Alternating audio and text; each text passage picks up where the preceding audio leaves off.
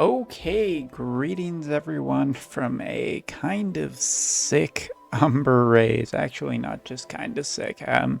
That's the reason why I didn't stream tonight. I did not stream because I am feeling under the weather I'm just feeling under the weather. That's as much detail as I'm going to get into that, but I do want to talk a little bit about Wotv because currently a lot of globalers, you always get asked those questions about which units are good, should I pull Oberyn, I'm close to pitying him, is this really worth it, and from the JP anniversary, there's still a few things we haven't touched on, and maybe there's a few things that we need to touch on in a little more in-depth in this video. But the current JP side is a little bit, what's the word? Frustrating. That's actually a pretty good one, because a lot of the more recent content on the JP side has definitely taken a step into being more difficult. What do I mean by that? Well, even more recent farms, the one that specifically comes to mind, is this as well as Renon's weapon.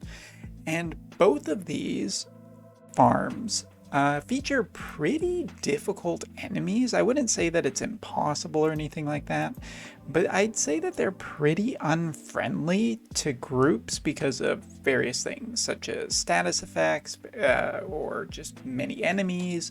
The level in this game is really starting to push up higher, more towards requiring much better teams and also just better characters as well, which shouldn't be too surprising because best characters have been a very regular thing. If you remember the beginning of this year, 100 cost characters were started with UR Mont on the JP side, and since then a lot of this year has been made up of limited characters, as well as not only limited characters, collaboration characters, and all of this. There really hasn't been too many permanent additions to the pool, and not much you can farm that easily.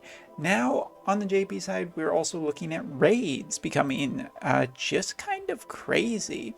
Taking a look here, while I don't have a level 100, I can tell you right now that the Kraken raid is one of the tankiest raids we've ever seen. And that shouldn't be too surprising because, over time you would expect in any game for numbers to just kind of go up. And so that's not really that surprising. What is kind of surprising is how the numerical values are going up. Let's see if we can't refresh and try and get a level 1. Hey, we got a level 100 first try. First try, easy.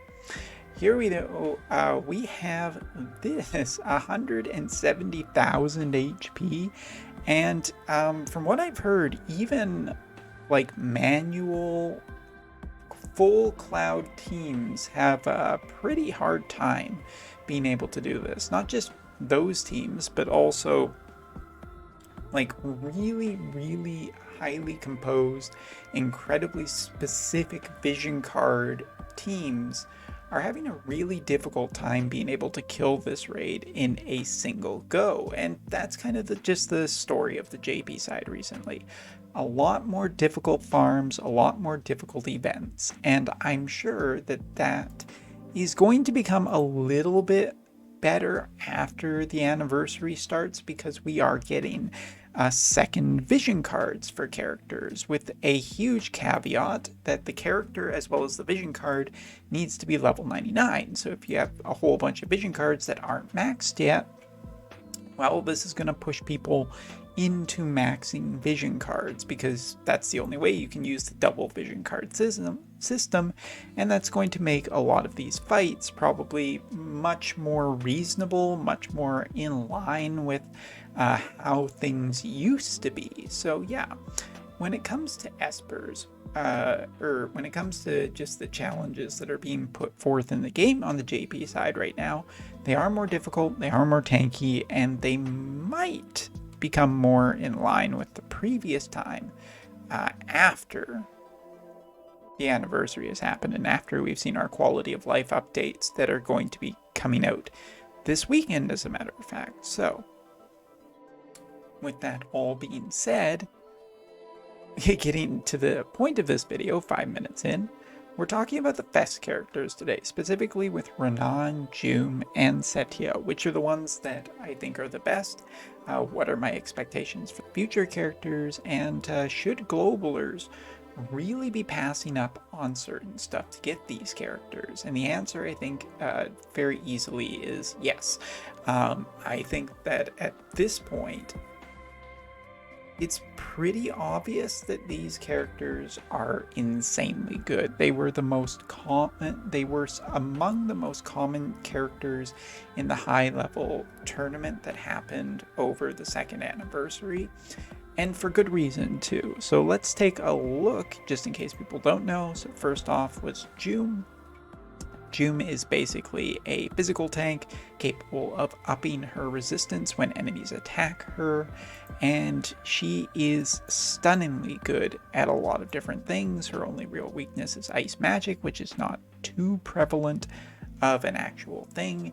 And yes, there are teams that can, beat her up. She is not a perfect answer to just anything in the game right now, but she is very strong, she is very capable, and I have to say that having her has been really good for different reasons for Mont, because she is just a really hard enemy to get through. She has a lot of good debuffs. She doesn't really have the status effect capability that Mont has, but I guess a lot of people are like, hey, well, if I have UR Mont fully maxed, do I need Joom? No.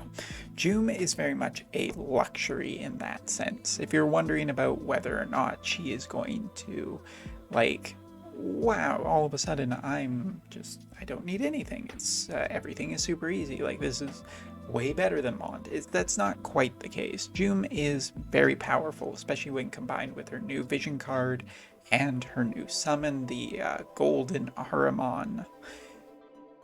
She is just a really good character, but I would still lump her under generally a luxury. I wouldn't say that she's been incredibly meta defining, but skipping out on her, I think I would be sadder now if I did not have Joom. So Joom is a very strong recommendation, but not a mandatory one. Skipping ahead, next up we have Setia, and Setia is a different story. She really is. So Setia, I actually put under more of a mandatory update because she is so much, in a way, better than a lot of other characters, and she was one of, if not the best performing characters, she was one of the, just really clear standouts in terms of performance in the tournament. Obviously, a pure water team is problematic for her, but this is one of the characters that I think is a very high recommendation for people in the future, and I would put it along the same lines as Oberyn. They're really...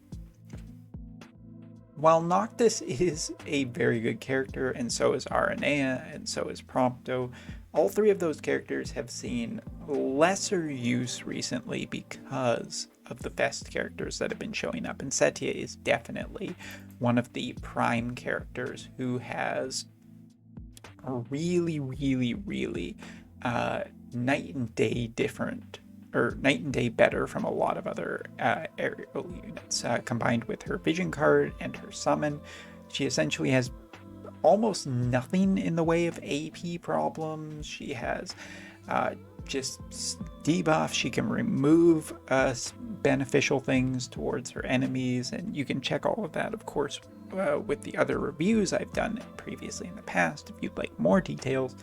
But this is one of the characters that I highly recommend that you save for and try and get. And here's the best part. If you actually pass on Joom, you can still get Joom on Setia's banner. Now, I don't think it's uprated, and obviously that's going to make Joom a little bit more difficult of a build, but I do think that Setia is a very highly recommended character for a lot of different purposes. Like in the same way that Black Rose Helena was pretty impactful, this character is also pretty impactful. It's one of the best characters I've gotten this year. She's definitely one of my favorites. And I mean, just visual style, like we could praise her all day, but this is one of the characters that I think is really just quite insane for all intents and purposes. Now, talking of course about the one character that I don't have in terms of the best who's available, that would be Renon, and I guess we'll just scroll backwards in time to find a picture of Renon. There he is.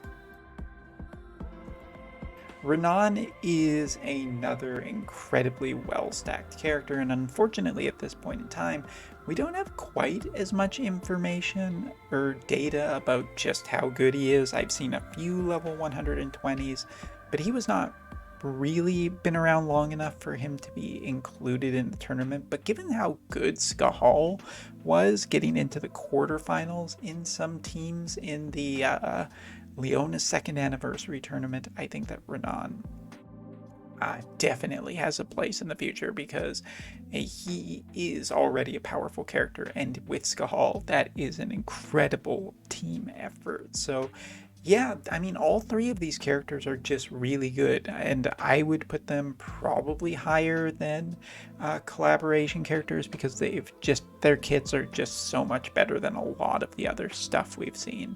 The only question really is, will Final Fantasy VI kind of push past any of these in terms of maybe DPS or whatnot, but I don't think so.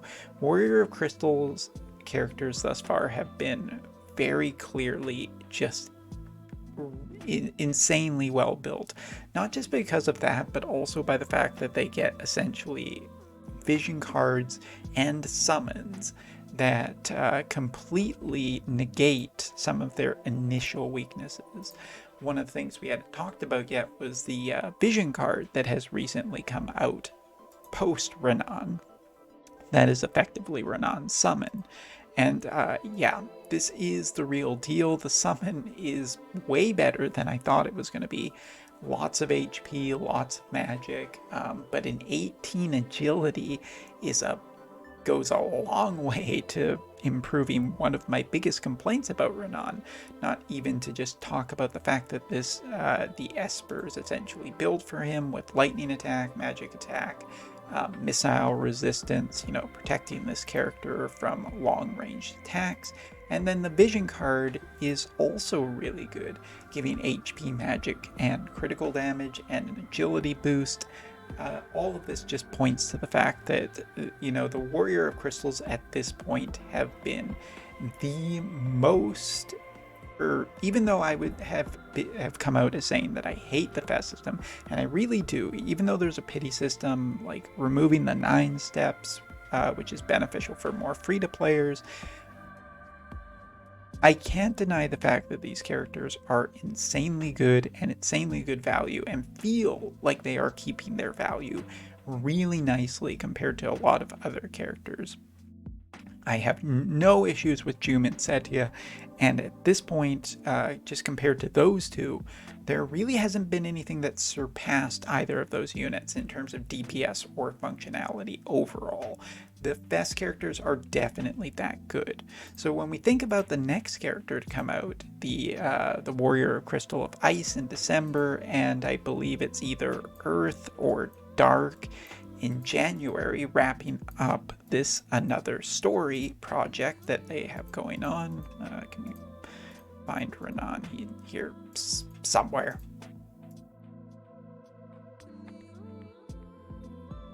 Just bringing up the artwork here. I think that both of these next two characters are also going to be incredibly valuable, and I think I'm just going to go out on a limb and say that probably both of these two new characters that are coming in Warrior Crystal will be better than the Final Fantasy VI characters.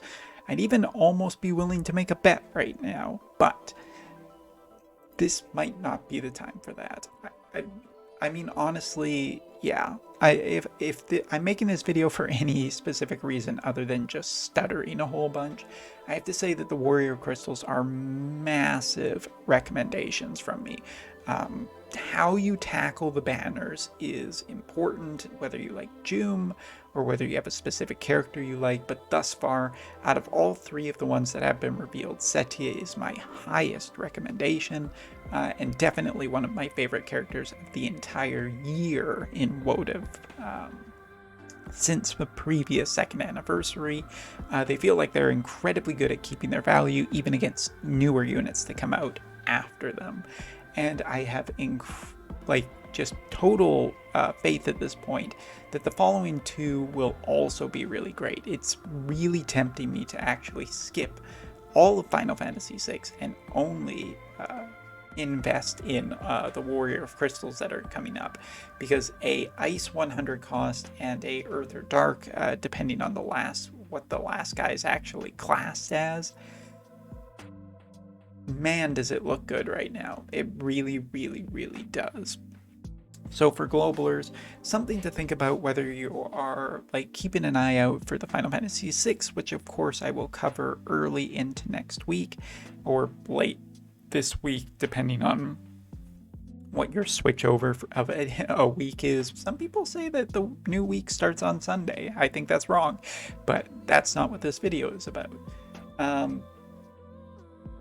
I would strongly recommend that all Globalers who are playing really consider whether or not you absolutely want the Final Fantasy 15 characters, because that's the next really big thing that's coming up. And I guess just to segue into talking a little bit about it, Prompto has been a character and Noctis has been a character that I've seen more than Aranea. So maybe the global side will be a little more pro Aranea and we'll see a little more data on her.